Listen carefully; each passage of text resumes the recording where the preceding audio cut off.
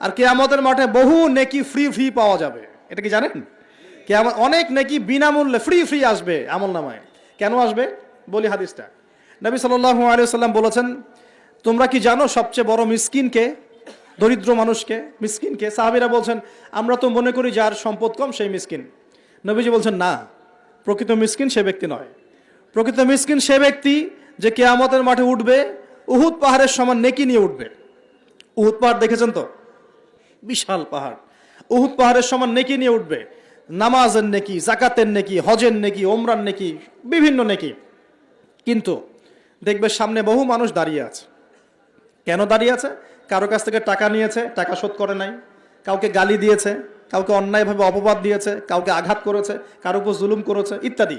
বিভিন্ন রকম মানুষের সাথে জড়িত পাপ ছিল, ঠিক আছে?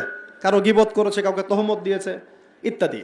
এখন আল্লাহ পাক বলবেন, এই ব্যক্তির নেকির যে পাহাড় আছে এখান থেকে নেকি নিয়ে ওদেরকে দিয়ে দাও। বলেন নাউজুবিল্লাহ। নেকি আস্তে আস্তে ট্রান্সফার হবে। এই যে আমরা যে ব্লুটুথ শেয়ার ইট, মনে আছে? ব্লুটুথ শেয়ার ইট পাস হয় যেভাবে, আল্লাহ পাকের প্রযুক্তি হবে আরো অনেক অনেক উন্নত। মুহূর্তের মধ্যেই নেকি ট্রান্সফার হয়ে যাচ্ছে। এরপর নেকি যেতে যেতে সব নেকি যদি শেষ হয়ে যায়, আল্লাহ না করুক, তখন আল্লাহ পাক ফেরেশতাদেরকে বলবেন, ওদের গোনাগুলো থেকে গোনাগুলো বেছে বেছে এর আমল নামে যুক্ত করো। বলেন নাউজুবিল্লাহ। এরপর এই ব্যক্তি এই বিশাল বিশাল নেকি অর্জন করার পরেও জাহান্নামে যেতে হবে। আল্লাহ পাক হেফাজত করুন আমাদেরকে, বলি আমিন। তো মানুষের সাথে জড়িত পাপটা খুব ডেঞ্জারাস। তো রোজা রাখার তাৎপর্য কি? যে আমরা যেন এই শিক্ষাটাকে সারা বছর ধরে রাখতে পারি।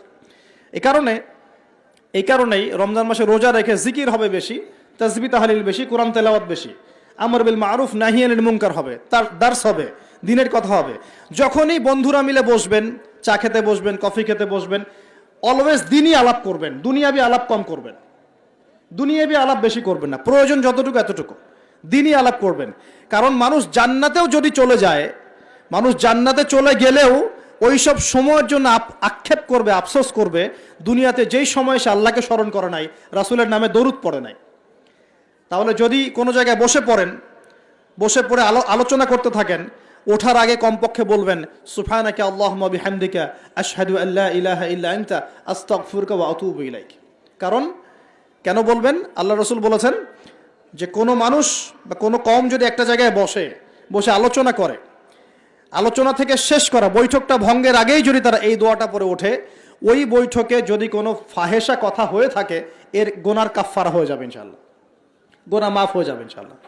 আর যদি ওই বৈঠকে ভালো কোনো কথা হয়, ওই কথাগুলো কিয়ামতের মাঠে তার জন্য দলিল হবে ইনশাআল্লাহ। তো এই দোয়াটা পড়ার চর্চা করবেন।